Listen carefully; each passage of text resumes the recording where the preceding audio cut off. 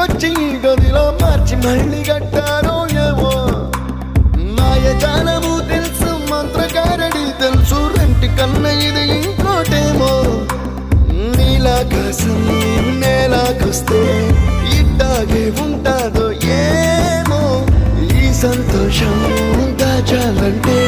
హృదయాలు ఓ వంద కావాలేమో ఇంతందంగా ఉంటుందా ఈ లోకం ఇన్నాళ్ళు ఈ మనసుకి తెలియాలేదే పాపం